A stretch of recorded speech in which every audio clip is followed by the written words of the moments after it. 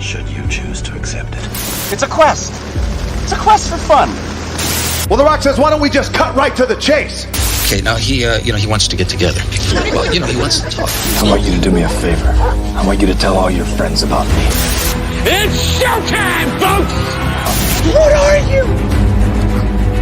I'm...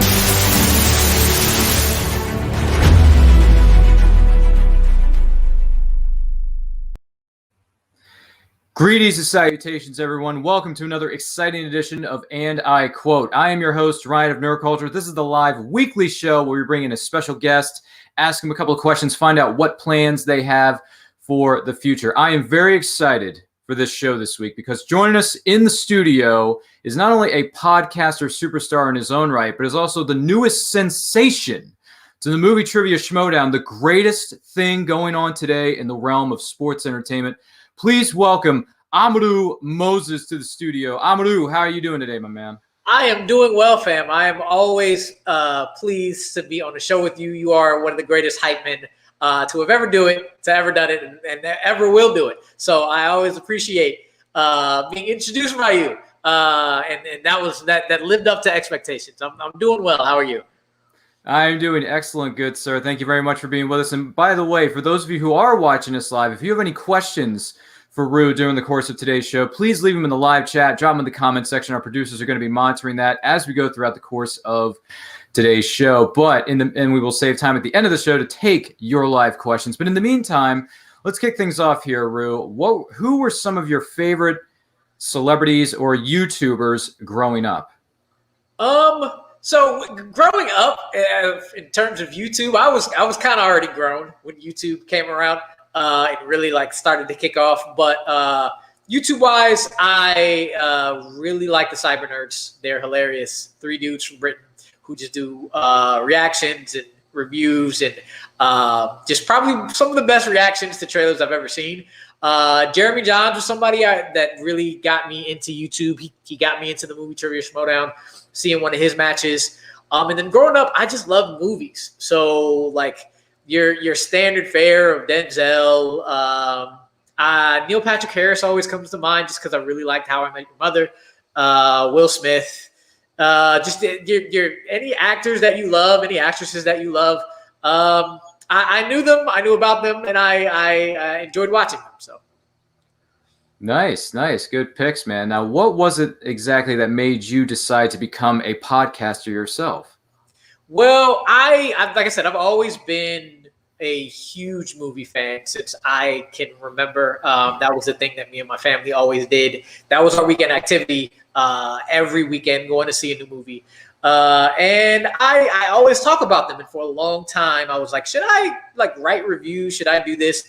And it took me a minute to get to it, but I moved to Charlotte from Oakland about 3.5 years ago or so. And when I moved here, because it was the first move I'd had in a long time, I was like, you know what? New place, let's get it started. I started writing reviews, built a little bit of a website to start writing reviews, but going into YouTube and podcasts, I was like, I don't know. I don't know if I'm going to do that. It takes me a while to kind of really just take a dive into things.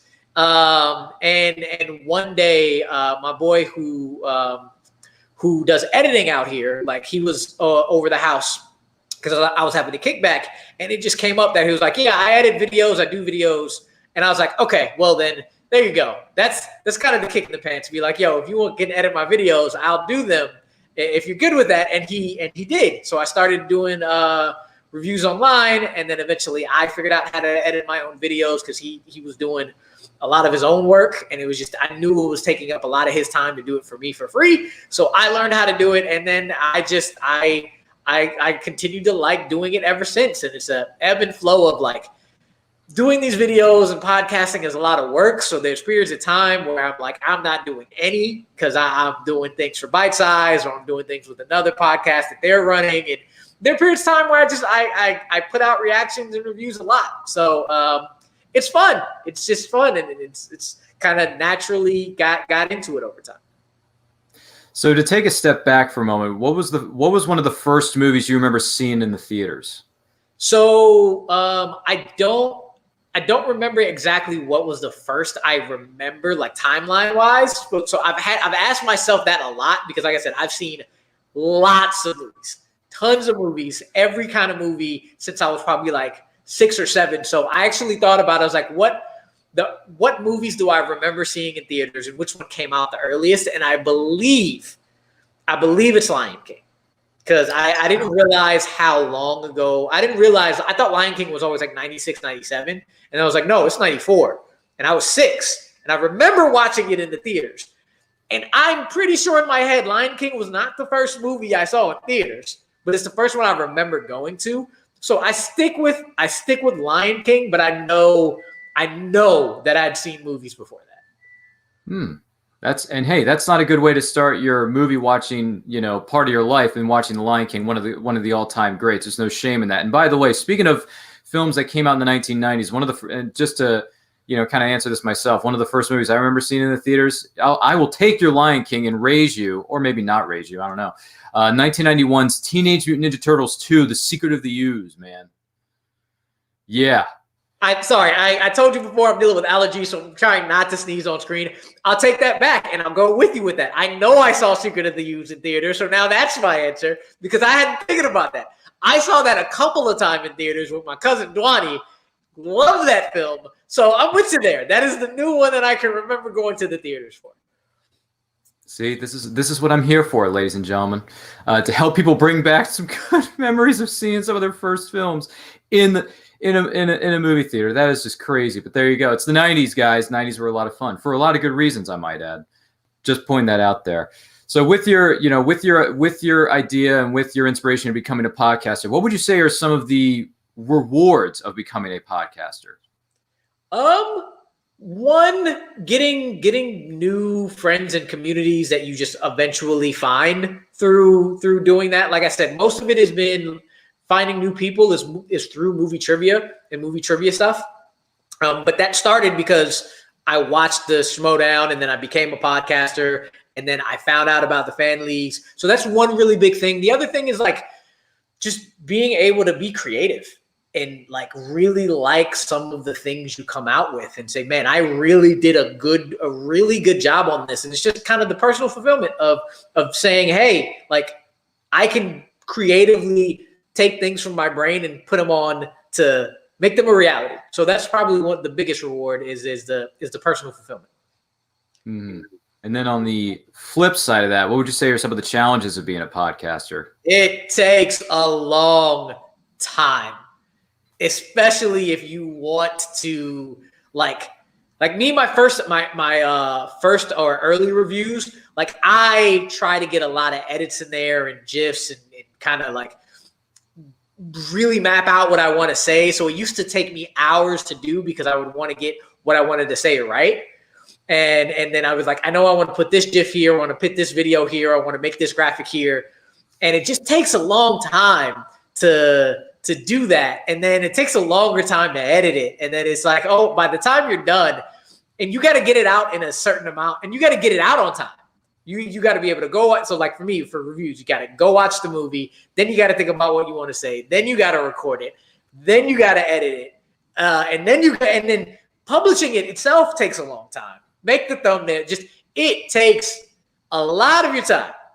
So that is why there's ebbs and flows of now. I'm kind of like, if I do a review, I'm just going. I've just been like, I've stopped with the putting a script together and figuring out. I'm just talking. So I don't have to really do edits. I can just, upload, cut that time down, just get it out to people. So yeah, that's the time consumption is the biggest challenge. I could definitely relate to some of it, but I am starting to learn the ropes a little bit about how to put together thumbnails, particularly, and all that other stuff. And you're right, it is a process. It takes time. It takes a lot of patience too. So I do agree with you 100% on that. Now, this one is actually a two-part question. Part one is, how long have you been doing your podcast? And also, have there been any special memories from your shows that you have done thus far, or meeting other people at podcasting related events or something like that? So I've been doing it, like I said, I've been doing it since I moved to Charlotte, maybe like 6 months or so after. So I would say I've been doing YouTube podcasting for 3 years now. And it's probably the best memory I've had so far is probably a really recent one. I have this show called One Gotta Stay that I have on my channel. And I did, especially because it's pandemic, I can't really do much for my birthday. I did a birthday extravaganza where I kind of just got all the different people I've had on the show over the year and people I was never able to get on the show. And just, I went for a good 3.5 hours of just doing topic after topic after topic. And people stayed with me and people came on and I had people watching the entire time and just knowing that like, even it's still small, it's mad small community, but it's still like you got people behind you that rock with you. So whether it's like 100,000 or 100 people, just knowing you have those people that'll follow you and being able to put something on like that where people will watch for 4 hours, that was pretty cool. All right. That definitely sounds like certainly a lot of fun for a podcast. You know, for a show like that to go between 3.5 hours. I mean, that's as long as the Lord of the Rings or maybe an Avengers Endgame and then some. Right. So there's no problem. By the way, we're talking with Amaru Moses here on the show today. If you have any questions for him, feel free to drop in the live chat. Our producers are going to be keeping an eye on that as we go throughout the course of the show. We will take those questions towards the end, so feel free. Keep that in mind as we go along. Now, what are your plans for your podcast moving forward here, Rue? Right now it's just keeping it moving, keeping it going. Whether or not I'm going to keep doing regular reviews when we get back to the movies. I probably want to get back to that a little bit more. Continue to react to that. I just want to stay consistent, like not just consistent in terms of still getting stuff out there and growing. Really, this is not something where I'm like trying to do this as a full-blown career, like a goal. It's just I like doing it, and it's something where I just want to continue to have fun with it. So if it grows a lot, like exponentially, I'd love that. If it continues to grow at a slow pace, as long as more people find it, I'd love that.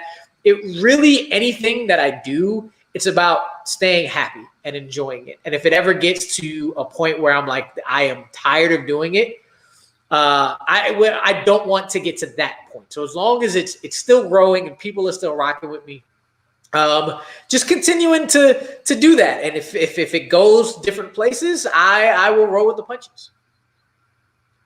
All right. Definitely sounds good. Sounds like a plan. Now, before we talk about you becoming one of the newest sensations in the Movie Trivia Schmoedown, let's rewind a little bit here. Let's take a step back in the time machine and let's talk about, now you were a competitor in the fan league. So my question is, how long were you a competitor in the fan leagues, and what were some of the highlights for you during your fan league career before being recruited to the Movie Trivia Schmoedown? I was in the fan leagues for probably a little bit over a year, maybe about a year and a half. And a couple of the different highlights is just one overall, especially in the geek realm, being able to like be considered one of the top geek players in the fan leagues. Just a special place in my heart goes out to David Garcia Alonso.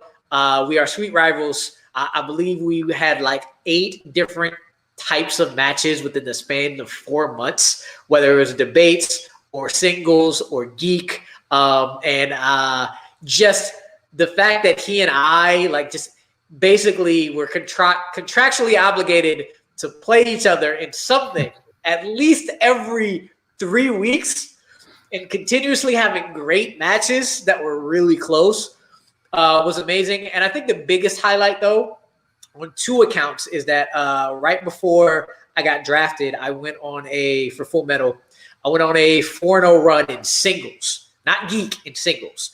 And not many people were able to like start off in singles anywhere 4-0, and capping that off by beating Kurt Kowalkowski, who's one of the best singles players here. Because not that I beat him, but the fact that my very first trivia match came in Full Metal Classic, and the 3 people who were first, second, and third in that match was me. I think I got second. Me, Kirk, and Ethan Bella. And the last singles match that I won in Full Metal was against Kirk, and Ethan was our manager. So to be able to say, like, yo, I got to this point with the two dudes that I basically started out with was a really cool moment to see that happen. So just a couple of highlights there. Man, that is incredible. That is just amazing. All those matches with David, and then going up against guys like Ethan Beller and Kirk Kawakowski. I mean, those guys are no slouches. There's no question about it. They're some of the best in the world today when it comes to the fan leagues, respectively. Now, the question on everyone's mind is, and especially mine, the Movie Trivia Schmoedown, the best thing in sports entertainment today, at least in my opinion. How on earth did you become a part of the major leagues of movie trivia? How did it all come about? Christian put an open call out there to a lot of different people, and I was like, why not? All they could say is no. I'm playing in the fan leagues. If it doesn't happen, I'm going to still play in the fan leagues, and I love playing in the fan leagues. So I put a quick video of me together, sent it out, and said, could work. And then my name ended up on the draft list. It was literally just do it, see what happens. And it just came to fruition. Wow. And then you throw your name into the hat. The draft happened not too long ago, and you got drafted very early on, I might add. And you were drafted by the one and only one of the GOATs in the history of the MTS, and that would be Sam Levine, manager of the Usual Suspects, which is the name of the faction that you're a part of now. So I know it's still early on in the process, and you're still kind of getting your feet wet, working your way around, the system and everything. But how are things going for you so far? First of all, what was your reaction when you got drafted? And second of all, what's it like being a part of the Usual Suspects with Sam Levine as your manager up to this point in the game? Can I curse? Why not? The immediate reaction to being drafted second was motherfucker. That was the word that came out of my mouth, because I was not expecting it at all. My name was being touted. My name was being said a lot of different places because of how I did in the fan leagues. And going into the draft, I was like, okay, here's a couple of things I can see happening. There is a 3% chance I go first because Kaiser is crazy. Kaiser had the first pick. And Kaiser is straight up like, he will throw things against the wall, and he will do things to make people say, what are you doing? In my head, I was like, there's no way he's not picking Mara. Mara is coming back, and she's like GOAT level IG, and Dan's on the team. So I thought he was picking Mara, and when everybody else thought he was picking like Dimolanta or Star Wars player. And I'm like, no, he's probably going to go with Mara. But there is a very, very, very tiny chance that he just wants to be him and throw a wrench in everybody's plans and pick me up. So I was like, okay, that could happen. And then after that, I was like, okay, from there, maybe as early as number 4 or 5 to second round, just based off of my name, how many IG players there were, knowing that Star Wars was probably going to get picked up first, who had talked to me, and so on and so forth. So in terms of Sam was one of the few managers I heard zero from. And I was like, and I was not surprised. I'm like, Sam is an actor / everything else that he does. The man is busy. He's probably not reaching out to people because he's very busy. Yeah. So he's probably just watching and looking and doing his homework and having people help him out. Well, not people, having the boss lady, greatest of all time, Rachel Cushing, helping him out, looking at things. So I'm like, so when he started like listing off Ken Griffey Jr. and Chris Bryant, if anybody saw the videos, Christina had walked off because we were like, okay, nothing's happening right now. I can come back. And I was just sitting there like, I wonder who he's talking about. And then my name came out of his mouth, and I was like, huh? And I was not expecting that in any way, shape, or form. But I'm very happy he did. It's been really great being on the Suspects. Sam and Rachel are amazing people. The faction itself is really cool. We have a lot of different little intertwining pockets helping each other out. And we had a pretty nice faction meeting a couple of days ago. Meeting everybody's been real cool. and Sam and Rachel have just been really, really helping me make sure I did well in my first match. And it's just been really cool. They're very dope people, and I'm enjoying being on The Suspects.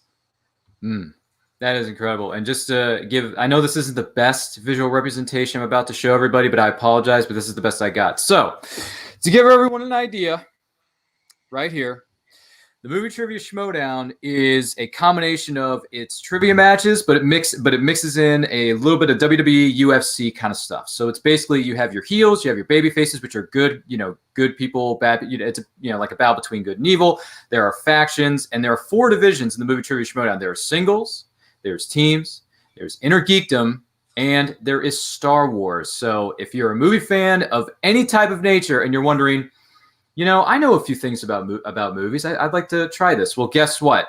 Movie Trivia Schmoedown is for you. But before you want to join the majors, the fan leagues is where it all starts. It's where you plant your roots. It's where you get your feet wet. There are tons of fan leagues out there. Feel free to look for them. Obviously, if you want more information, we could talk more about that. Rue and I can talk about it off camera. We can drop links in the description of either this video or on our Facebook page, what have you, because we may be nerd culture, but movies are just as part of nerd culture as anything else. So just saying. But in all seriousness, though, Rue, that is great. Congratulations on that. We look forward to seeing where you go within the Movie Trivia Schmoedown. And obviously, you signed up to be a part of the Inner Geekdom division. And I got to say, it seems like every season or every couple of months, more and more and more new competitors are being introduced into the 4 divisions of the Movie Trivia Schmoedown. And that is what's helping the MTS grow exponentially. And you're getting to see new talent, new personalities, new people, just new all kinds of creatives being thrown together in this giant monster of a thing that is MTS. I got to tell you, I can't wait to see where this thing goes. And also, just give everyone a little bit of an update. This season's theme, they try to throw in a theme with every season, respectively. This season, the theme is war, which means how many? I'm trying to think. Is it 8 or 9 factions, Rue? 8 factions this year. 8 factions. So there are 8 factions in this thing. The theme is war, which means, all the factions, naturally, they're going to go to war. Some things are going to happen. Some things may not. But one way or another, you are in for tons and tons of surprises. One of the best things about getting started in this is we hang out with you and I and everybody in the family communities. We kind of hang out a lot, and the fan leagues came about because of the Movie Trivia Schmoedown. So everybody we know kind of knows the Schmoedown.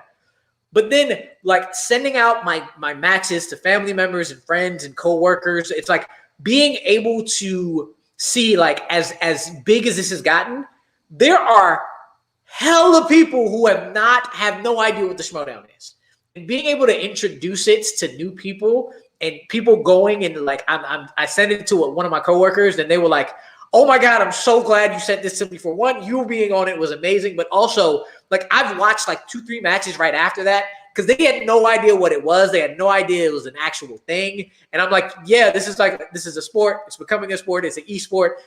The fact that even though it's so big, it's also still so small, and being able to see new people get into it. My favorite thing about it is everything. And I'm not gonna say everything, but a good 75% of me comes from my older brother. He's 4 years older than me, but I am him. He is the introvert version of me. I am the outrovert version of him. That's really what it is. And 4 or 5 years ago, I used to watch matches, and I was visiting him one day and I watched matches with him. He was like, "Oh, this is cool." But then when I got into it, I knew he was going to support me because he's one of my biggest supporters in everything. Mm-hmm. But and I know that there's a difference between supporting because it's family and then supporting because he got hooked. And he has gotten hooked. And that has been my favorite thing out of all of this because he's as much a nerd and geek as I am. Like I said, or let me flip that. He's older. I am as much a nerd and geek as he is because he was first. And I can tell how much, without even me being in it, how much he's like, "Yo, this is sports. This is talking crap. This is movie. This is everything that I love." And I being able to say, "Do you see why I got into this?" To see him get into it and being unprompted without me being a part of stuff. Him in the comments, him making posts, him looking at chats, And just seeing his name pop up has given me the most joy to be like, yo, like a dude that I've looked up to all my life and how I've gotten basically my entire personality, or at least the foundation of my personality, getting him into it has probably been the most happy I've been. Because he is seriously getting into everybody's conversations with me in the storyline or without me in the storyline. And it's been you see how long I've gone on about this. It has just filled me up with a lot of joy to be able to introduce him to this, but seriously introduce him to it. So if you haven't heard of it, if you haven't really looked into it, the Schmoedown is extremely dope. For any aspects of what you like about it, whether it's the wrestling, the movies, the sports, whatever it is. Mm-hmm. And coming from somebody who, I grew up watching, pro wrestling in the late 90s, early 2000s during the Monday Night Wars between WWE and WCW, to take those kind of things and mix them in with trivia at the same time. And it's not just any kind of trivia, it's movie trivia, which is, my wheelhouse, as well as many others out there. You're getting the best of both worlds in one shot. So there's really nothing to scoff at. And also, I think it's fair to say that our hats do go off to Christian Harloff, Mark Ellis, and all the creatives behind the scenes of the Movie Trivia Schmoedown, because without them, wouldn't be, to a certain extent, it would not be where it is today. But it's all about the men and women who make the Movie Trivia Schmoedown what it is today. So there you go. Fair enough. Now, if you let's play a little bit of fantasy here. Now, if you weren't involved in the Movie Trivia Schmoedown, you weren't a part of Usual Suspects, you weren't getting phone calls every other day from Sam Levine saying, "Are you watching that movie?" If you weren't getting those type of calls, I'm just curious, who are some of your favorite competitors or favorite factions within the Movie Trivia Schmoedown, or just some of the favorite matches that you remember watching in the past from the Movie Trivia Schmoedown? I always start with my man Winston because, like, I'm Black. So gotta support Black business always. Gotta do that. And Jay Washington was always a really cool friend of mine. Go watch and subscribe to Blurs in the Hood. They are amazing. But outside of that, I'm very happy to be on the Suspects because Drew McWeeny, the Godfather, is always somebody I just rooted for in general. But probably my favorite. Being Black aside, my favorite guy on the Schmoedown has always been Coy. Coy John Drew was just always somebody that I just felt like was the genuine of genuinest people. And being able to actually talk to him and have a match against one of his faction members and like get to know him a little better. It lived up to, like, people say, don't meet your heroes, meet your people. Meet your people to even figure out whether or not they're full of crap or who they say they are. And Coy is who he says he is. I've always liked his energy. I've always liked his thought process, his opinions. He's just always seemed like a real cool dude, and he is. So Coy was always been my favorite, and I would say free for alls are always fun. I love free for alls. The XX5 XX moment with Andrego.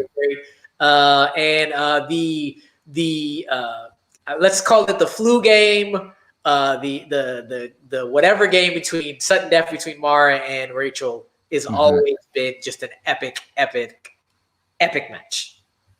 Mm-hmm. Yep, those are definitely some good picks there. There's no question about it. Well, good stuff, man. Like I said, look forward to seeing where you go in the Movie Trivia Schmoedown with the Usual Suspects. You got Sam Levine, Rachel Cushing as your, I guess. I know Sam is touted as the lead manager, but Rachel's always been there. She's always going to be there too. So no worries there. Not in an official capacity. She's not, because she can't do that, but she's there. Boss lady is there. So. Yeah, definitely, and much respect to both of them and everything they've accomplished within their Movie Trivia Schmoedown careers, respectively. So there you go. Now, before we get to the live audience questions, because we already got a few of them chiming in here, and I'm loving it. I'm loving seeing some of these in the chat. So, how about this one? When you think about success, who comes to mind and why? Will Smith, because of how genuinely happy he looks and how genuinely happy he seems. Success to me has never really been about money. Ooh, and I have another person, but I'll start with Will Smith. Has never really been about money or fame or access. It's been, are you happy in what you're doing and where you're at? if you are happy and comfortable and can live the life you want to live and have the agency to do the things you want to do to your abilities, I feel like you're successful. Because you're doing what you want to do when you want to do it. And that has always been like, that is my goal of every day. That is goal of every week of my life, is to just be happy with what I'm doing and where I'm at. So he's been one. But most recently, if you have not heard of this person, started off as like a Facebook, doing Facebook videos. He went on to a couple of different YouTube channels, and now he's probably one of the most successful like creators, has his own app, comedian out today. And there's a specific reason why I think he's really successful. This dude named Kevin Fredericks. Most people know him as Kev on Stage. Kev on Stage. He was a part of All Deaf Digital with their YouTube channel. He now has Kev on Stage. He has a Kev on Stage app, and like he has spawned like careers of like not spawned but helped like grow careers of To Hear More, Tony Baker, that chick Angel. That's the reason why I think he's the most successful, because his big thing is, yes, he's like growing and is making money and doing his own tours and has his own studio. But the big part of him is being able to create for himself so he can then create for others. Like his biggest thing is, I want to make my own app. I want to make my own place for comedians to put on their own shows. He has a weekly show called the Keep Your Distance Comedy Show for other comedians, because they can't really do stand-up because of the pandemic. Other comedians can go on digitally and do that. His biggest thing is to create for himself to be able to put others on.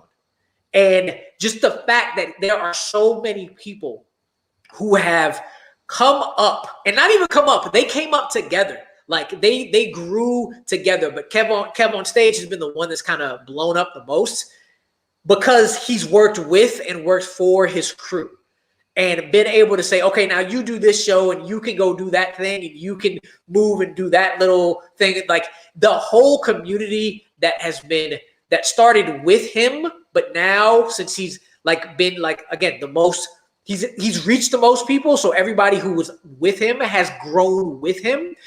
When you can say, oh, I'm good because my people are good. That is really, I feel like the definition of success is to be able to put others on.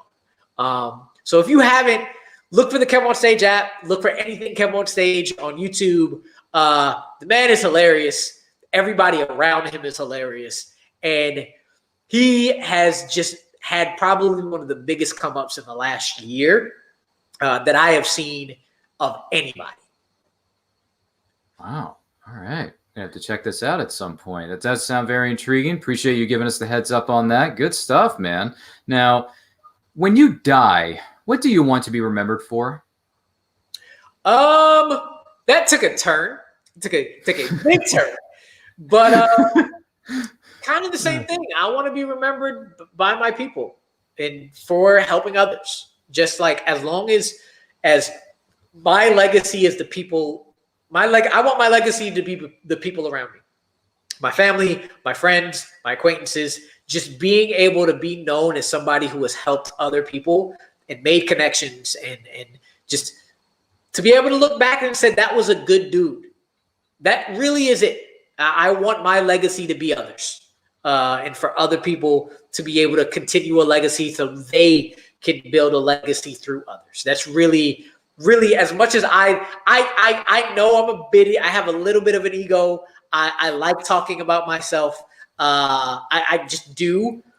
But that is also because even more so, I really like, just like Kev on Stage, I like being able to spread that to other people and put spotlights on others and make connections for others. So I want other people to be my legacy. I can understand that. What's the best piece of advice you've ever been given?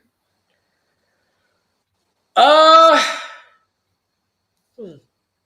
have a couple different things in my head. It's not necessarily advice, but just like things I live by. And one I would say is one really big lesson I learned from my father. Again, it's kind of the same. It's not kind of the same lane. And it's kind of the same question. Success is being able to put your kids at a better place than you were. So like the ability to allow the people who you leave behind to have a better life than you. Like that is the goal. And I will go with your namesake, sir. Quotes. One of the quotes I live by and has gotten me through a lot is people fear what they don't understand and hate what they can't conquer.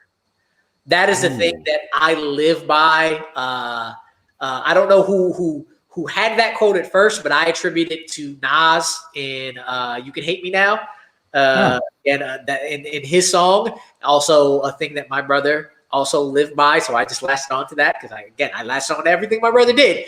And that I've just used that to be like, I am going to be me. I am going to be unequivocally me. And if people don't understand it, or if people like come at me about it, it's because they fear what they don't understand and hate what they can't conquer. It's just they don't understand me, and I am not gonna let other people's thoughts or what they believe about me to dictate how I'm gonna live my life. And it's really like been fruitful because I don't think I have anybody I can think of who doesn't like me. Like that might sound cocky, that might sound whatever, but I feel like it's the truth. I do not have anybody I know that has any grudges against me because I'm very truthful and honest to myself. And if people don't mess with that, it's not they don't mess with that because they don't like what I do or they don't they hate what I stand for. It's more of we just hang in different lanes and hang in different circles, and we may not believe in the same things, but it's always respect, and it's always you just do things I don't do, but you're a cool person. I'm gonna go live my life. You go live yours, and we're good. So that's definitely a quote I've always lived by, and it's been helpful. Ooh, those are some good quotes, man. I'm really digging that. That is 100% awesome, tacular. If I do say so myself. Good pieces of advice, good quotes to live by. Respect, mad respect. So if you could ask one person one question and they had to answer truthfully, who and what would you ask? Ooh, I'm going to have to think about that one. I do not know because I'm really trying to think of an actual answer, but then there's a lot of like joke, like asking Han Solo whether or not he shot first. Is one thing that I had in my head, but that's not the real one. That's not the actual thing I would ask. I had to ask one person one thing truthfully. I probably would say I would ask my father something because he's the one that continues to just come into my head. Mm-hmm. And I would ask my father, what's the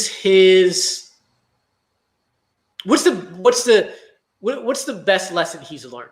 Like, what's the one failure that he had that he learned the most from? Because I also harp on to like resilience as one of the key like characteristics to make people successful. Like being able to see your failures and learn from them.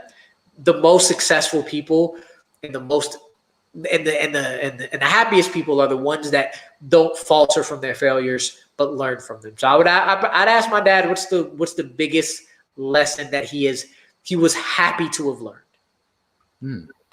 All right, good stuff. Definitely, that's a good one. All right, appreciate you answering those. Now we are going to switch things over to the audience because they got some questions for you that have been coming in all during periods of the show. So let's go with this one first.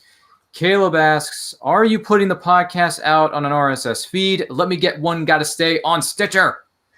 I'm going to answer a no to that because I don't know what an RSS feed is. To tell you the honest truth, I just go with what I know, and what I know is Facebook and YouTube. So yeah, unfortunately, that's where I'm at right now. Oh, okay. All right. I gotcha. I mean, I've heard people have thrown around the term RSS feed. I just keep forgetting what it exactly means, so I apologize. I can't come up with the answer right off the top of my head. But hey, what are you gonna do? So how about this one? This one comes from Caleb once again. He says, how hands-on is Sam as a manager? How does a study session go over with him? Is it just talking about movies with Leonard Maltin? I would say, and I think this is like the general thought process out there, and kind of, I don't think this is giving anything away. I would probably say Sam is one of the least hands-on managers, but it fits with what he is. Because when it comes to studying, when it comes to putting on matches, we are getting down to it. Like, we are going for a couple hours at a time when we need to. But I think what really fits and what's really great about being on a faction with Sam is that really understanding this is a thing we're doing for fun. This is a thing we would do for free, but we have a life. Do not let this take over your life. Do not let this take over your emotions. So we are not going to be a faction that, like, every week we're hitting the books, we're studying, we're doing this at all times. This is the most important thing.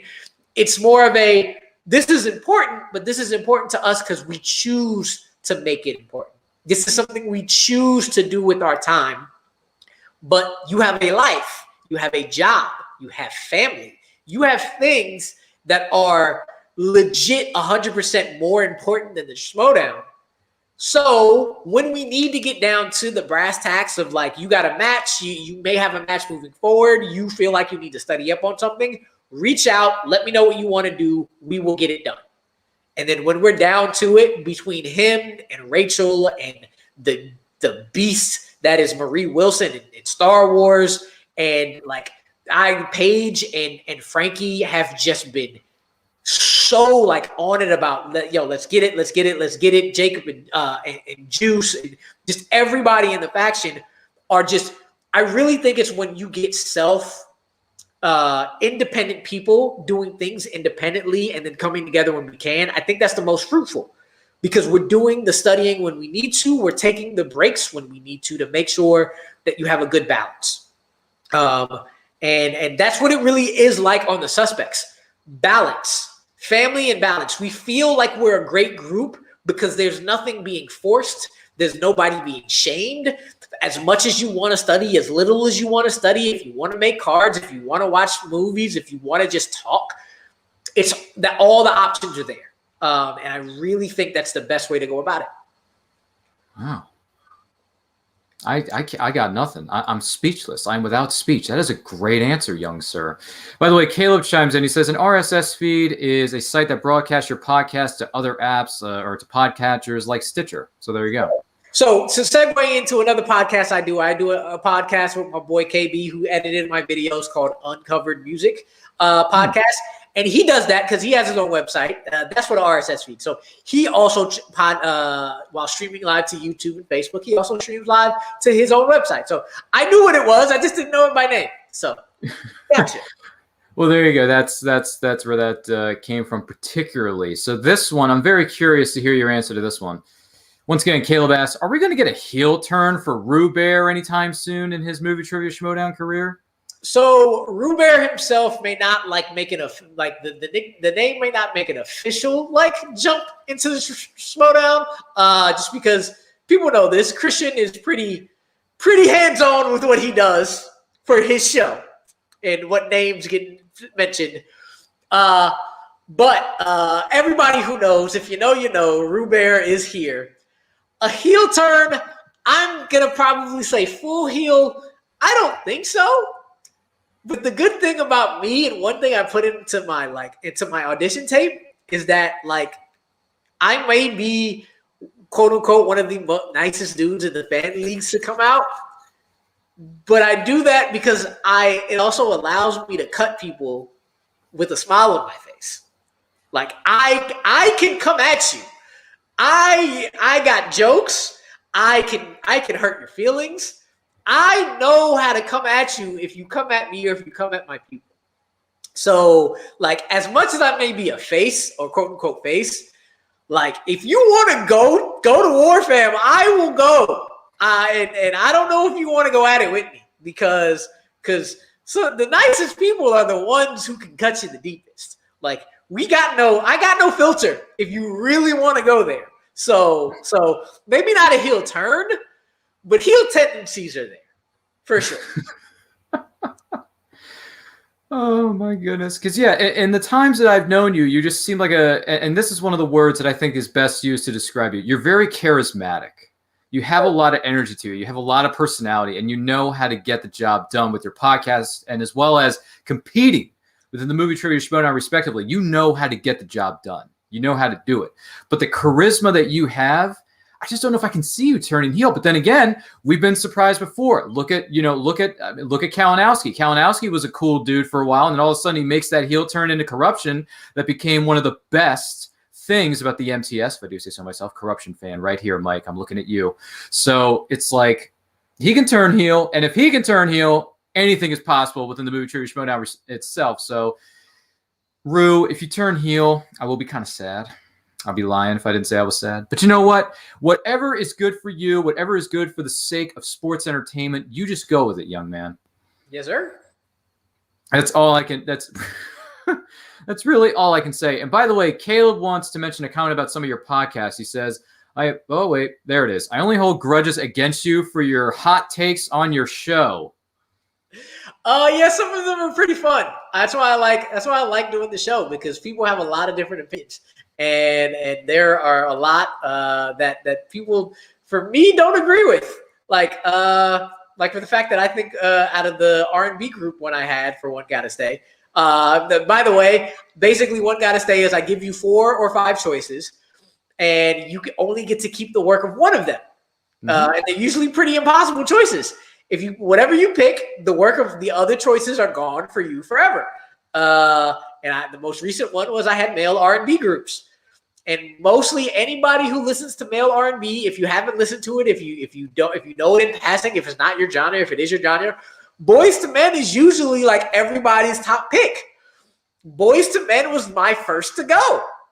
I am not a Boys to Men fan, as you would say. I am a listener. I respect them. They are one of the greatest groups of all time.